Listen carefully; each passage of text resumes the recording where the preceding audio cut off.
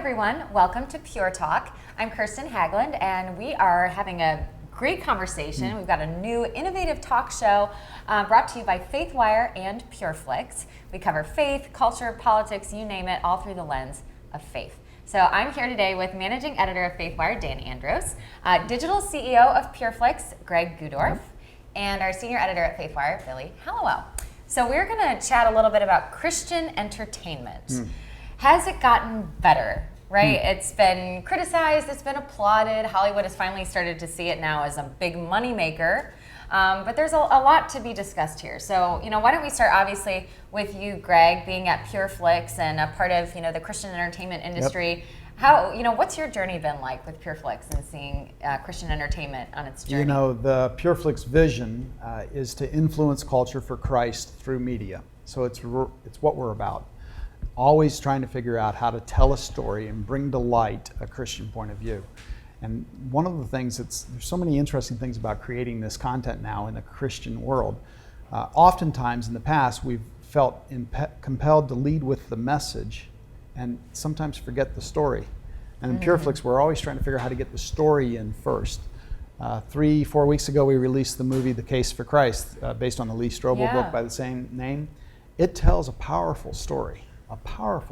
And it's not necessarily just the message. There's real life issues. This marriage is struggling with this difference.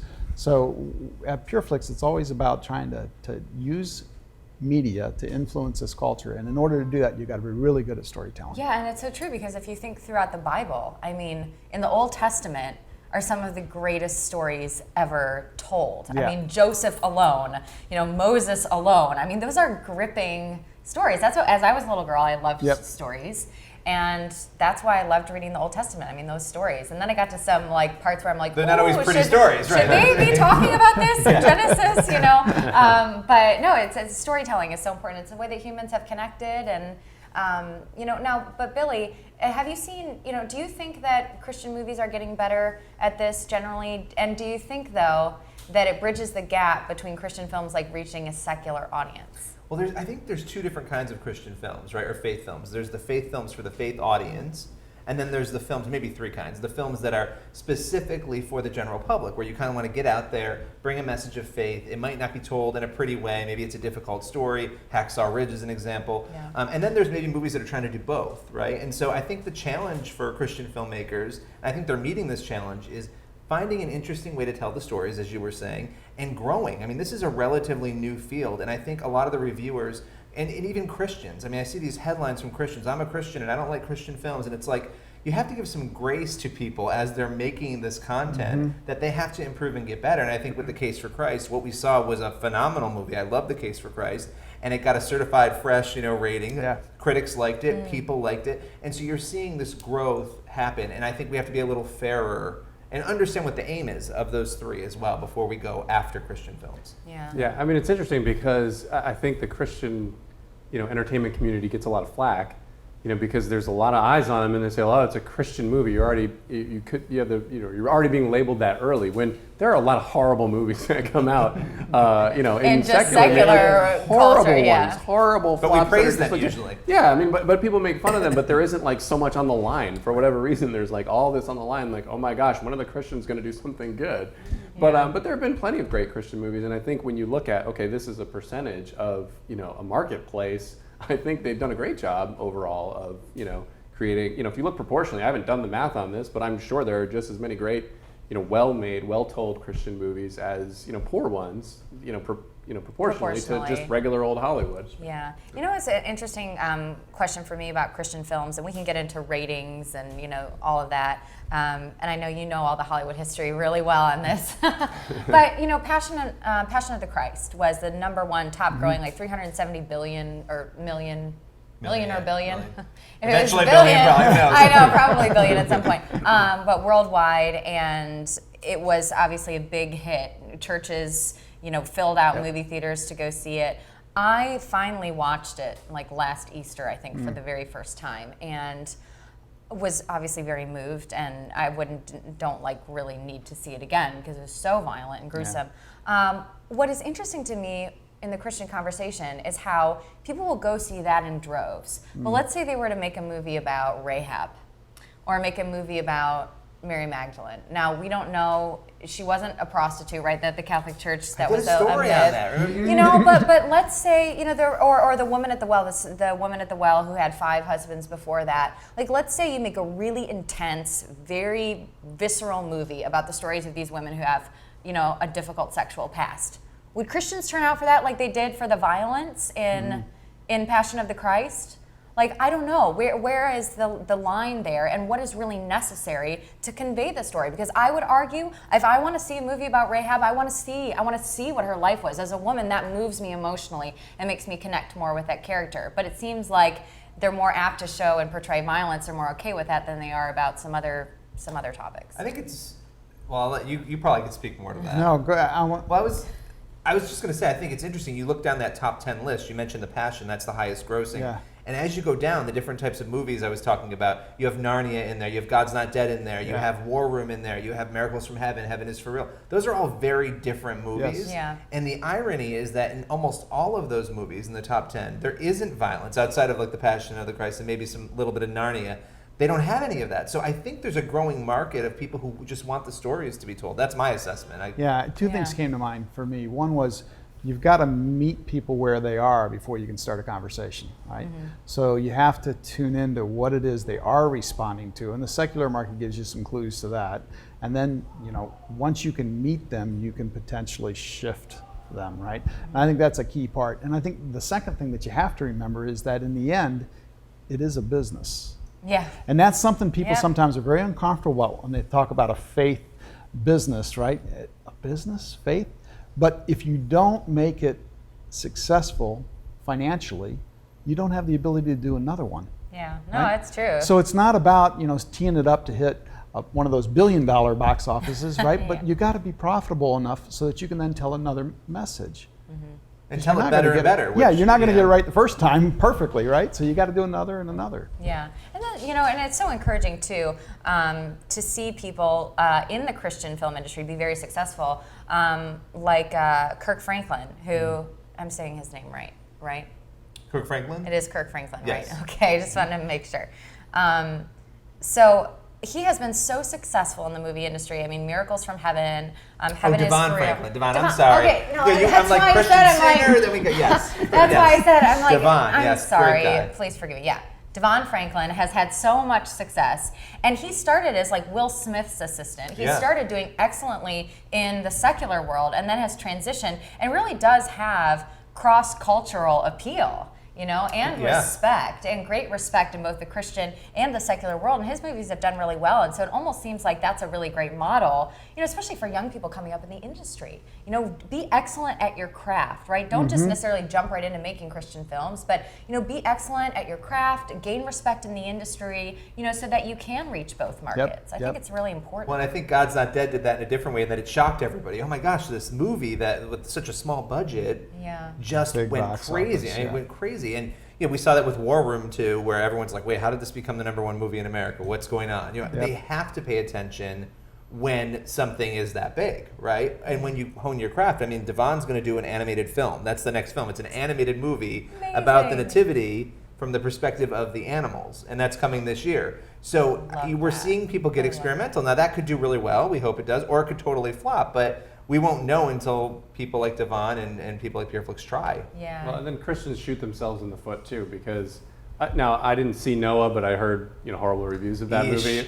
But but there has to be some room for like allowance to have some creativity and, you know, to fill in some gaps on some stories. But I feel like a lot of times, you know, the Christian audience will be so quick to, you know, oh, well, that's not exactly what happened. Oh, that wasn't in the story. And then they just, you know, nitpick at it. And it's like, well, come on, like, let's have a little creative license here. You know, to tell a good story. The way that happens is Hollywood sees the success of the Christian movies and says, oh, we need to order up a Christian movie. Put this in and put that in. It's not authentic. And it doesn't follow the message. That movie was just not a good movie. It was just, in my view, it was just terrible. A terrible film. But yeah, I do think it's true. Like we complain, then we kind of complain, In that case, it was just like, we can argue this is a bad movie and move on. But Right. it's true, or if there's violence, like Hacksaw Ridge is a violent movie. You're not going to take your kids to see Hacksaw Ridge, probably. Maybe some parents will, but I wouldn't take my little kid to see it. But there's still a good faith message there. So again, it goes back to those different steps. And that's a good conversation to have too, that I feel like one thing that we should encourage people that are coming up in the industry as well is, let's tell stories with the values of our faith that are good stories, like as you mentioned, because there aren't a lot of great stories about redemption. I mean, think of the story of Les Mis. Everyone loves Les Mis on Broadway, right? Just sells out all the time. Yep. It's been on Broadway for years.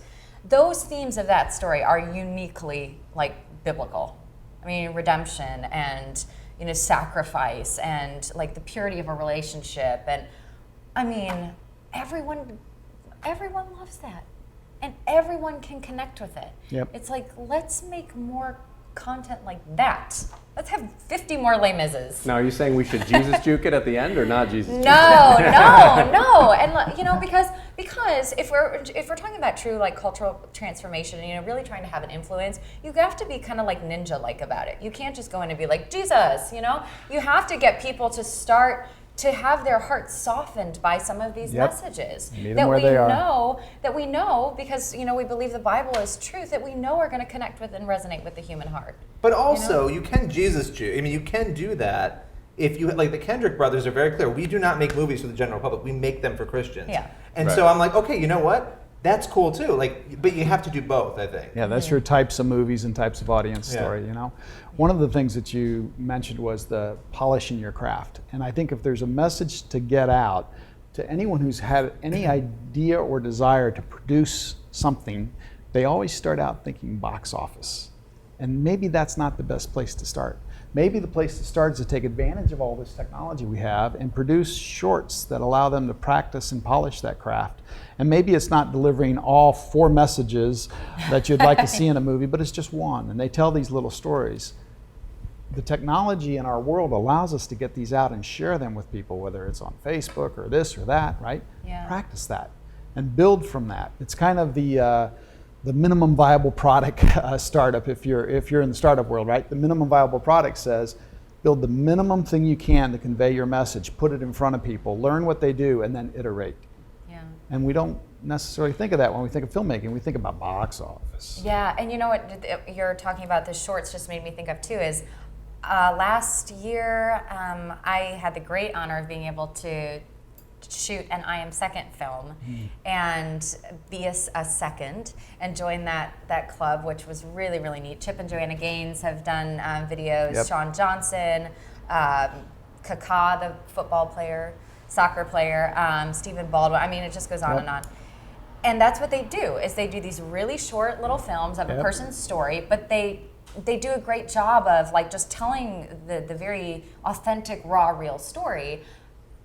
And then usually a person talks about their faith a little bit, but that's not the main message of it. And they are a ministry exclusively to non-Christians and to actually some pretty hardcore communities. They go to the Warped Tour, they go to some of these, really potentially dark and alternative places and put these videos about people's brokenness out there. And it really works. It really works well.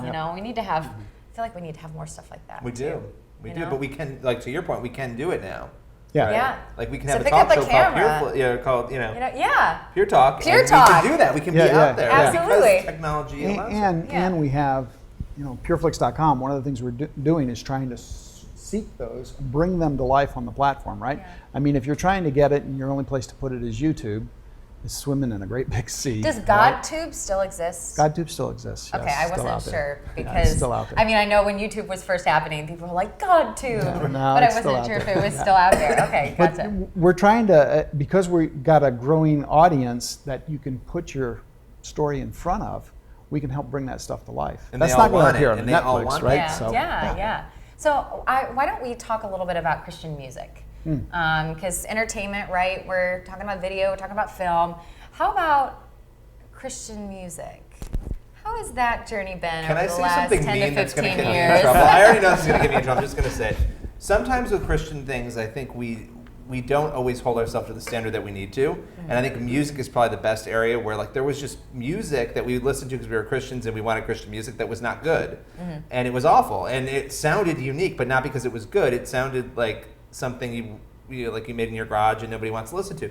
But really the last 10 years, I feel, with K-Love and some of these other radio stations, there has been a big growth. We have the K-Love Music Awards. We're honoring people who are really good performers. Friends of ours at Faithwire like Matthew West and others who are really putting music out. Not that this should be the standard, but it sounds like top 40, something you would listen to on the radio. It's that quality, but it has the message. And so I feel really good about where Christian music is going. Yeah, I agree. And what I like too is I feel like songwriters are more and more actually bringing theology, and I don't mean like they're singing the Nicene Creed. I just mean like real great lyrics that talk about and educate about the Christian faith and the Christian life, rather than just having like repeat the same chorus 500 times. Right. Or like steal a Bible verse and not that that's always a bad thing, but like turn it into a song and Yeah. There's got to be more, and I feel like we're getting there now. Now you're back. Yeah, Go ahead. I was just gonna say, like, again, I think a similar point to the movies. I feel like, again, I think Christian music gets a bad rap. I've thought about this a lot. I'm like, why do I like a secular song sometimes, like a Katy Perry song or something? Like, what makes that one like jump out at me more than maybe a good, like a Lauren Daigle song or something, which to me is like quality-wise probably just as good. Yeah. And I don't know if there's something internally like, sin nature or something that's more exciting about like, the messages that they're bringing. Because if you look at the lyrics, they're like, to some of these songs, they're not exactly rocket science either. Like everyone criticizes all the Christians, they have these same, lyrics over and over again. Well, look at a pop song and tell me like how in depth those are. Yeah, let's sing about alcohol and fornication, and we're good to go. I mean, that's what it is. Yeah. Right. Well, it's my lady. What is the hump song, whatever that is? I song. don't even know them, but that's all they say the whole time. It's like, wow, you're up all night with that. I did not think that was going to come up on this show. But back up, because it's right where we started. It comes back to storytelling, right? Whether it's a blog that's being written, a song that's being written, or a movie that's being shot, it's always the storytelling. And in some cases, it's not the words, it's the music and the beat that somehow convey a story. Who knows how it connects with us, but it's a story, right? Yeah. So it's really all about storytelling. And to your point, the more Christian music embraces that and polishes that craft, right? Yeah.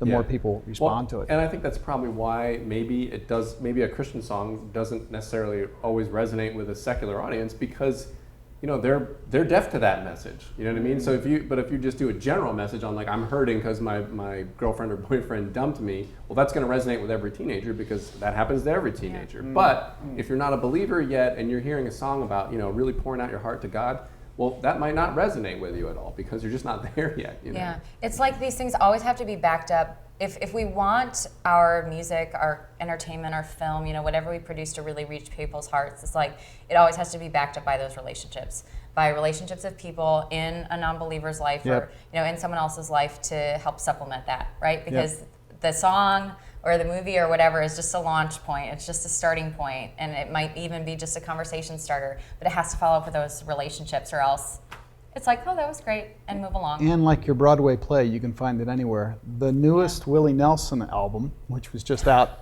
2 weeks ago, Willie Nelson no less, is entitled God's Problem Child. I love it. And the song, he perceives himself as God's problem child, and yet he knows that it's all okay. Yeah. So it's kind of, you can get the message in anywhere. Well, right? and like Kanye's relationship with Jesus, I don't know.